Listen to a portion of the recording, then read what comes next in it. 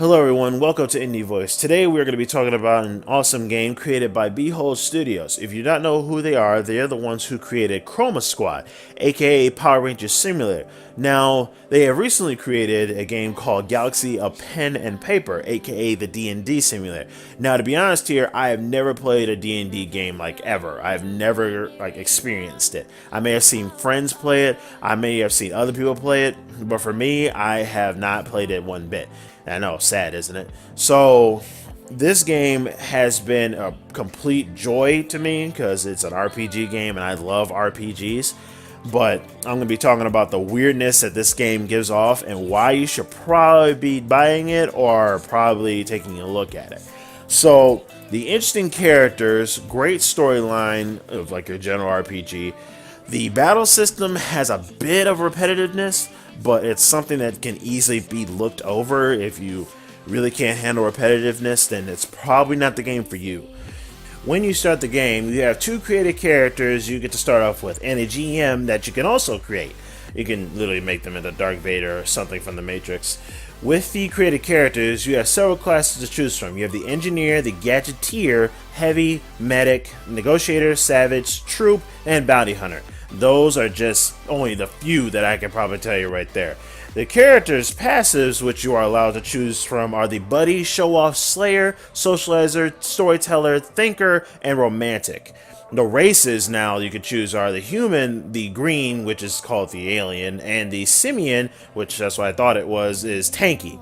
The GM can be created from the head, body, gadget, which is the mask or glasses, and the chair that they sit in. Now, I don't want to put any spoilers, so I will try to keep the spoilers to a minimum.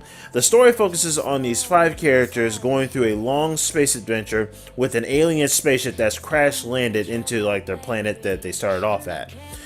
What I can say about the main plot is the game deals around with something called the Millennium Bug, aka a virus. Yeah, the virus literally just infects things and likes to keep repeating itself again and again and again, but I don't want to tell you more about the story, so I'm just going to stop there and then I'll continue on from here.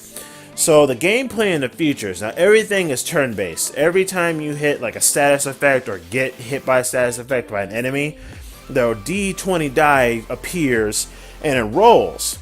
Now when it comes to your turn, it will immediately go, you are either resistant of whatever status effect you've been hit with, or you get hit by it, and if it's confusion, you know what happens. Basically like Pokemon, how the status effect hits yourself or a teammate.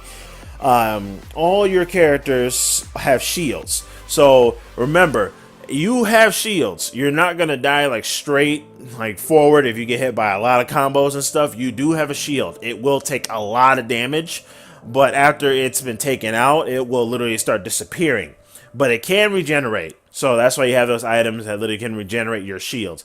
But also, enemies have shields too, so you have to rip apart the shield that they have to get to their health. No, all enemies, they can also recover their shields too. So it's all both sides from here. So AoE abilities help a lot when it comes to those big enemy groups. Now I advise if you have a class that's able to do that, I suggest using them a lot, but make sure you have a lot of MP, like regeneration bottles or things like that that can help you against those type of fights. But also if you have someone that can give you regeneration shields and heal everybody at once, that's also would be really grateful. So that med guy will probably really help you out a lot. Now, there are not random battles, but there is certain areas of the map where you'll walk into a situation which will say, hey, look, there's a random thing of a random set of materials on the ground, or it could just be money. But that chooses how you react to it. So anybody in your group that says, nah, I'm just going to sit here and wait to see if that's a trap. If it's not a trap, you could either get experience points or you somehow get the items anyway. It depends on how your character or whoever in your group has the social skills to do it. So there is a awesome little feature at the top left hand of the game, which has like a little magnifying glass on a bug. Literally, if you do find a bug in the game, you can send them a report about the bug, and they can probably send you something, or they'll probably do something where they can fix the bug in the next patch to help their game even better than before. Now, even with all the good things about this game for the casual players and the hardcore players, there are some noticeable issues that have been seen throughout the game. In several instances, on the ground fights and the space fights, there will be times where there is a long pause, like 1 to 2 minutes. It's noticeable and can be pretty annoying, but it's something that's not too serious. There are a lot of repetitive battles that become really frustrating for those that may not be a fan of those. For example, like Renaissance of Fate, that has tons of repetitive battles, and it's a JRPG with the whole flipping and shooting things and guns everywhere. Well, this game also has that sort of feel to it when it comes to repetitive battles. Sometimes with each quest that's been created, it's also a bit of an annoyance when you have to see the same characters again and again and again. Even when you choose something completely different, you expect some sort of different experience sometimes, especially when you have different characters that are involved or different people that you find that you've helped out in the past. Now, pretty much those are the 3 issues that I have when it comes to the negative side. But when it comes to the positives now, it has a great story, great side characters that you do meet along the way, an expansive amount of classes. There are a lot of Easter eggs from Back to the Future and Chroma Squad, like you gain an item that's a helmet that has a lot of reflectiveness to it, so you won't be damaged too much by all the enemies' abilities and things like that.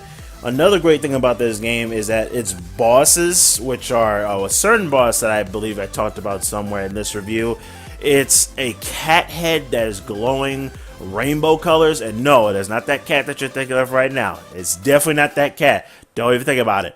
So this cat's name is called Dogs, and it talks memes. Like, everything in its language is about memes. It's very hilarious and very funny.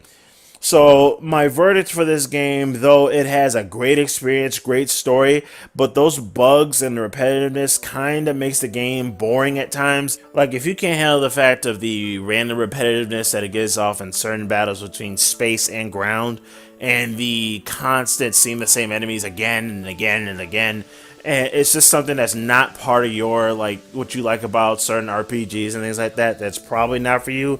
But I give the Galaxy a pen and paper a good score of 7 out of 10. Great game, good for RPG players, good for hardcore players. So thank you for liking, commenting, and subscribing, and keep being awesome and keep playing awesome video games.